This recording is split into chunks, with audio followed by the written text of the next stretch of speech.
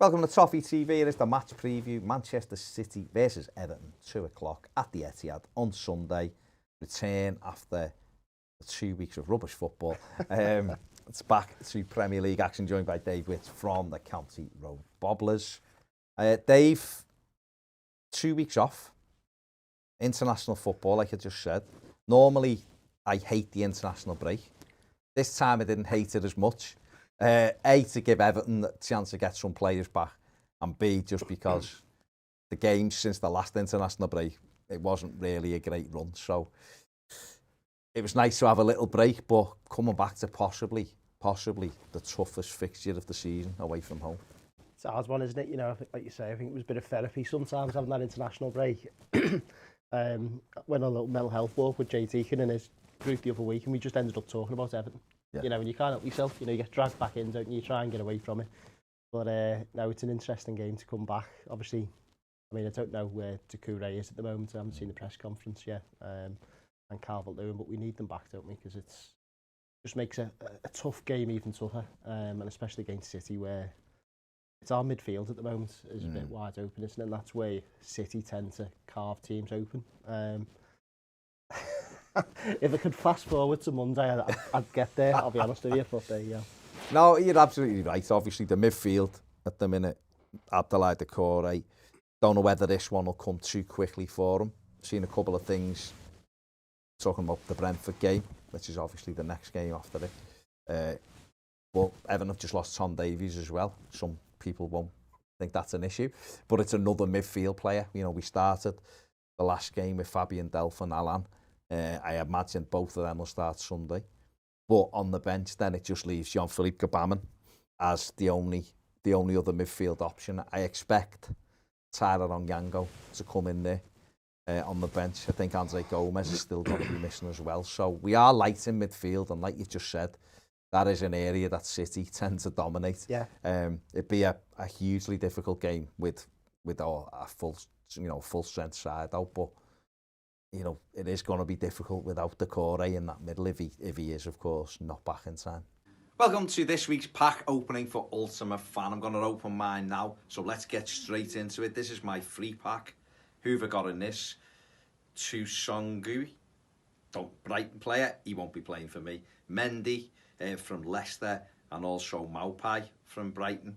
I have another pack available because I've got a gold subscription, so just opening that one now. And from that, I've got Kufal, good one. Marcus Rashford, I've already got him, so he'll be getting swerved. Raheem Sterling, it's a good one. So don't forget, you can play Ultimate Fan free. Every week you get a pack, 3 players in there. Or you can do 2 subscriptions. One is the silver subscription, $2.99 a month. And one is the gold subscription. We've got $4.99 a month. You get other offers involved in that as well.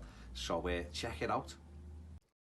It's a hazard, even if you start to think, who would you play in there? You know, there's an argument maybe you play like an Onyango higher up in the free, you know, and just get them to tirelessly work that up and down the DCM as such and stop him getting, you know, in possession in the ball. But we've got so many central midfielders on a lot of money who are never available. And it's not even like, I've seen like links in January saying, you know, do we bring another centre mid in? Well, it's another centre mid on the books, and they're going to be on more money again, you know, and it's not really solving the issue at the moment, is it? But it does seem a bit of a minefield. Obviously, this Holgate conspiracy that we'll throw him in and he'll solve everything by playing centre mid, I think that might have been dispelled a little bit, obviously in the last game. I mean, I don't know. I mean, obviously, Godfrey played a bit there, didn't he, when he was out on loan before from Norwich. So, I mean, but that was League One. You know, it's a totally different gravy, isn't it, playing higher up the field? So you'd like to pack that midfield, but who'd you pack it with? And that's the $1 million question, isn't it? But I mean, is there an argument for putting Gbamin in there with Delph and with Allen and having, because I think the problem, I know people have written Jean-Philippe Gbamin off.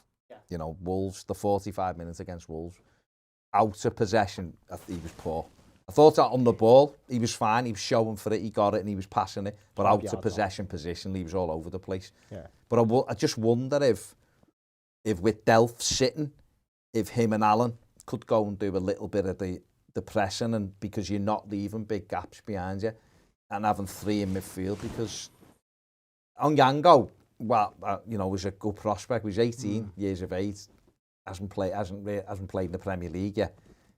Is that a bigger gamble than putting Gbamin in, who's an international footballer, albeit he's had 2 years without football? It depends on the fitness, doesn't it? Again, I was one of the ones who wanted to see Gbamin, know, and I'm frustrated at times when he wasn't actually coming off the bench, and you're thinking, well, can he not just do 10 minutes? I think Ped actually says that on one of your shows about, what's it saying if he's not coming off. Yeah.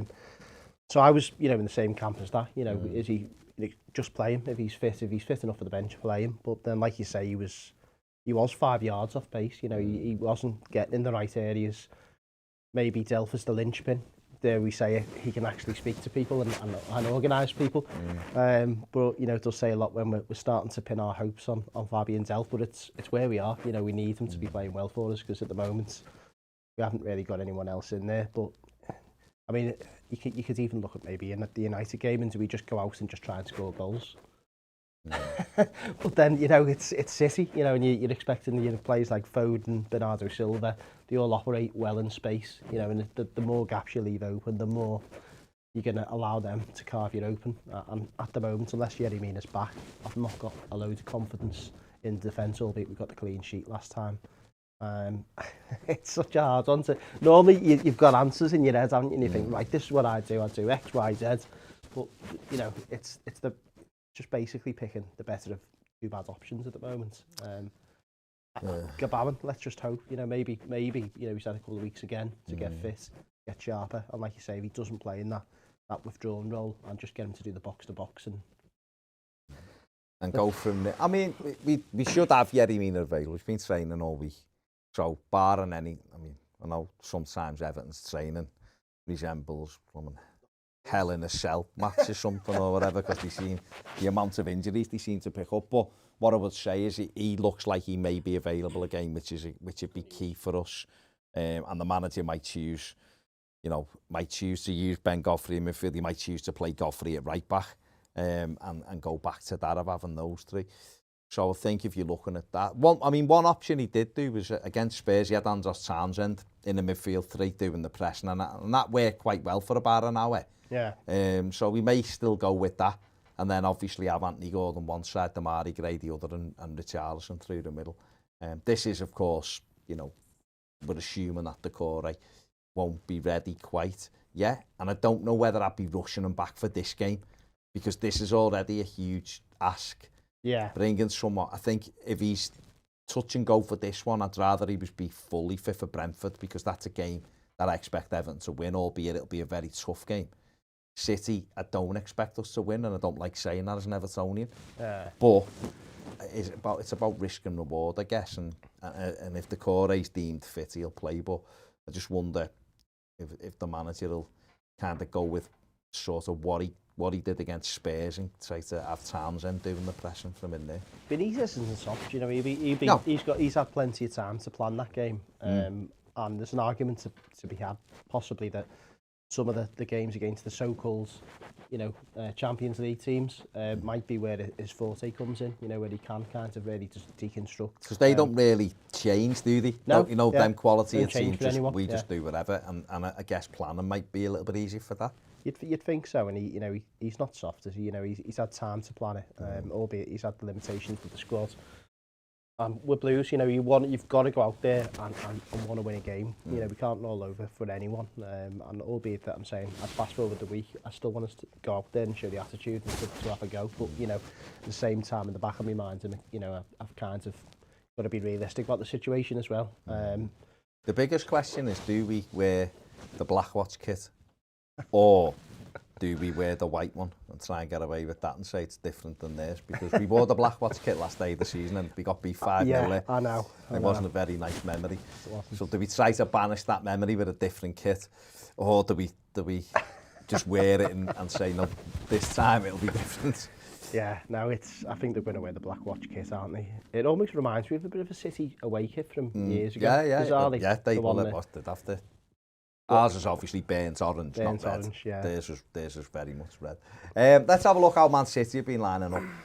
This is the formation that they used you know, that 4-3-3. I think Cancelo has been absolutely exceptional for them, and he was at Old Trafford last time out for them. He did, of course, win the Manchester derby at an absolute canter. You look at the players they've got in there. You know, Phil Foden played as a false nine, and they've had Gundogan in there. Silva's gone in there as a false nine at other times. Gabriel Jesus is now a right winger for them, and he just, you know, you look at that and you think if Everton try to match them up and go maybe like a 4-5-1, almost, there is 4-3-3, but out of possession, make it 5 in midfield and try to pack it up.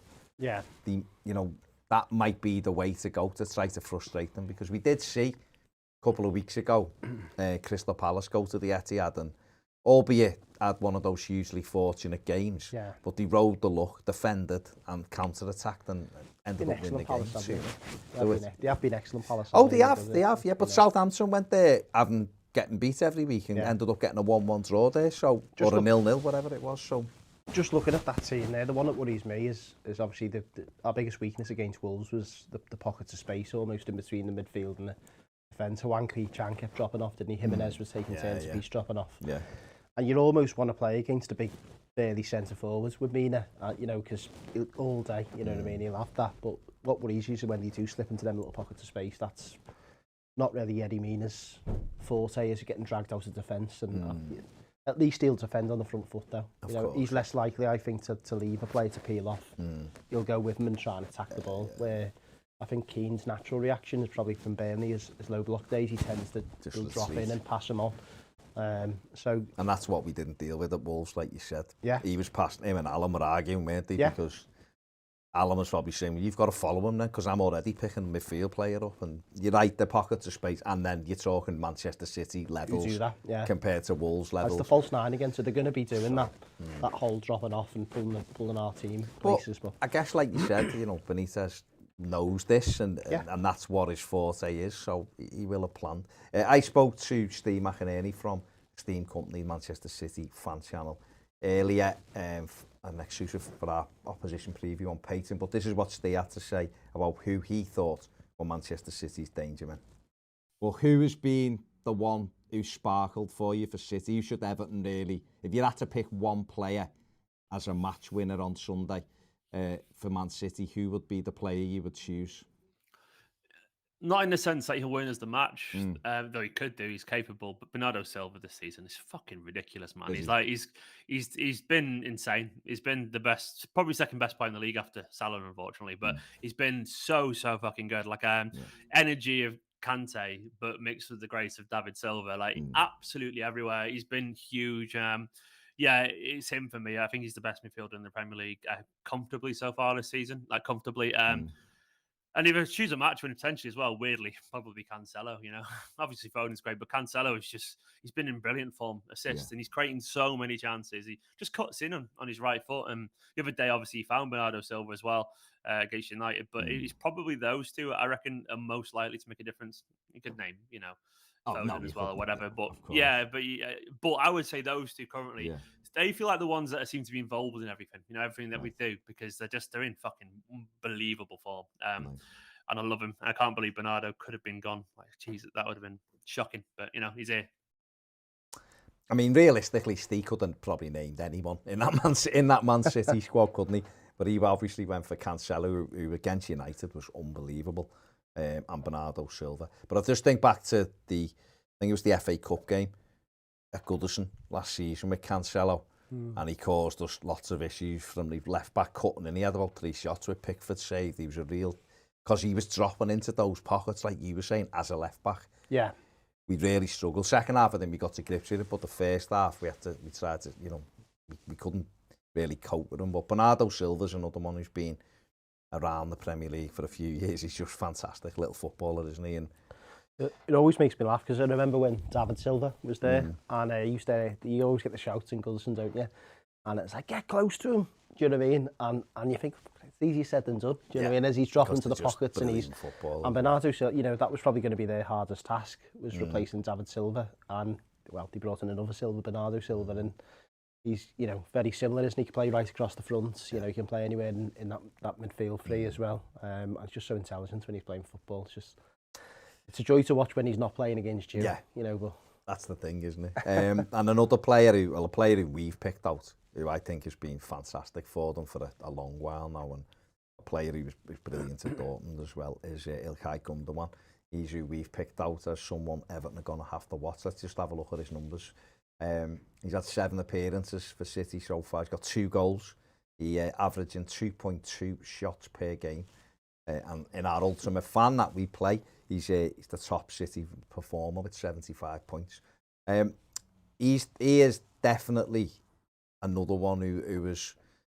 Guardiola does this, doesn't he? And it's a sign of a good coach, is that he always improves players, doesn't he? Yeah. Very rarely does a player go to Man City and get worse. You know, and Gundogan... Can't name one. Well, that's it, isn't it? And you look at it and go, and that is good coaching and the well-drilled, but Gundogan's a fantastic player as well, isn't he? He is, yeah. He's, again, you know, talking about high intellect, you know, and these players operate off the ball just as well as they do on the ball half the time. And, you know, I think... again, you know, he changes. I think Gabriel Jesus started playing right wing, and you're thinking, well, how's he done that? And he all of a sudden, it's working. And Gundogan's one who's been signed as a midfielder, and then he's playing as a false 9, and then, you know, he can just switch right across that pitch, almost like the Spanish side of years ago when they started to dominate. Very similar to them. We're talking ourselves into a thing here, but I guess we've just got to, like I said before, you know, Crystal Palace and Southampton have gone there this season and have took points from the game. You know, Palace got all 3, Southampton got a draw. You'd have to be a little bit fortunate on the day. You'd have to hope City have one of those days where it doesn't quite click. It's after an international break, so sometimes they're not as sharp as they were. You know what would you? Would you a goal off a set piece? Would you defending, not conceding off a set piece and scoring one, aren't we? And if Yerry Mina's back, it helps in both boxes. It does, yeah. Doesn't it? And, you know, I'm not saying don't condone betting by any stretch of the imagination, but I do fancy Mina at the weekend to get his head on one, if he's playing. Again, you've got to just look at their weaknesses. They don't have many. But, you know, if you were targeting them, you'd like to think set pieces is probably a good way to attack them. Townsend's had a couple of screams against them, hasn't he, over the years as well. So, you know, it's one of them, you know, if it drops right, he wraps his foot round it. And then all of a sudden... Hit it. Every time it drops, hit it. No, it'll be tough. They've only conceded 6 goals this season, which I was surprised at when I looked at. You know, it was on that overlap thing the other week, and Paul Scholes told me that Chelsea and Man City's defence isn't very good. They're the weak points, and Chelsea have let 4 goals in and City have let 6. Well, everyone else is in double figures. So the problem is you've got to get the ball, haven't you? Well, that's it. So you it doesn't make, you know, me and you could probably play centre back for City and the amount of times you give the ball away. Manchester City have won their last 7 games against Everton, scoring 21 times and conceding 5. Everton have only lost 8 or more consecutive Premier League matches against a previous opponent once, when we lost 9 on the run against Manchester United in between 1999 and 2004. Among the teams who've never won the Premier League title themselves, Everton have won more Premier League matches against reigning champions than anyone else. They are. Incredible. It's a huge positive. Yeah, it's 14. Building it up again. 14. They also won their last such match, winning 2-0 against rivals Liverpool in March. How can you forget That's a positive, isn't it? That's a good... That is galvanising, isn't it? Yeah. That's a galvanising one. I'm about to take it now. Manchester City have lost 4 Premier League home games in 2021, including a 2-0 loss last time out. This is just one fewer than home league defeats than they suffered in 2017, 18, 19 and 20. A combined 5. Won't read that one because it's too depressing. Looking for a decent Everton one, and I've just seen Gabriel Jesus' record against us. No, let's leave them because they're getting even more depressing as I read them. One thing I was surprised at, you mightn't be surprised at, we've played 48 times in the Premier League, Man City and Everton. What do you think the head-to-head is? How many games do you think City have won out of those 48? I mean, bear in mind, they've won the league 4 in the last 5 years. Like, 17. Okay. 21. Yeah, they're not thereabouts. Everton have won 18. So, and there's been because you remember City now, you don't remember City. No, that's it. The money, do you? So it's quite, you know, I know, like, they won 7 on the run, which is skewered it from the first. So the start of this, we won more than them. Yeah. And obviously they've been fantastic of late. But the last time we got anything off them was that 1-1 draw in August when Dominic Calvert-Lewin had a stormer. Wayne Rooney scored. Yeah. We had a good little spell there against them. Koeman never lost an away game against them, did he? Had 2 1-1 draws. And we had the 4-0 home win under Ronald Koeman. So maybe we can get him back for Sunday as an assistant. No. I didn't think so. But I was going to ask you for the score prediction. I won't. It's going to be a tough one. If Everton get anything, it'll be a great result. And we want to, but you know what, the one thing I want to say, Dave, before we finish is, I'd love us to get to the stage where we move away from these kind of games and go, and if we get anything, it's a good, you know what I mean? Yeah. I want us to get to the stage where you go, City, be a good game, got a chance here. Yeah. The money we've spent, we should be, realistically, shouldn't we? We should be able to go into this game thinking, got a good chance here. We should. Might not play out like that, but that's what you should feel like. Whereas, let's be honest, we're sitting here going, this is probably the toughest away game all season, City. You know? Yeah. I mean, it wasn't that long ago where, I mean, they had the sides with Mancini, with Company, and you know, and Yaya Toure and all that, and Besic had the game of his life, marking him out at Goodison. Things aren't impossible, you know. And I'd be more worried if you read them stats out and it would say Everton haven't lost against these for 40 games. I'd be more worried because I think, oh, here we go. You know. So it's about time for us to be the apple cart upsetters, isn't it? Yeah, there you go. But I mean, Watford come to Goodison the other week, never won the game and ended up. Nothing's impossible in football. You never know. Fingers crossed and all that. Big thanks to Dave. Let us know what you think in the comment section below. What score are you going for? What should Benitez play on Sunday against City? Should he go for next midfielder in Gabama maybe, or even give Onyango a debut, or leave Townsend in the 3? Let us know in the comment section below what you think. Check out the County Road Bobblers podcast as well. Make sure you check that out. Give the video a thumbs up. Subscribe if you haven't. If you want more videos, join us on Patreon. See you later.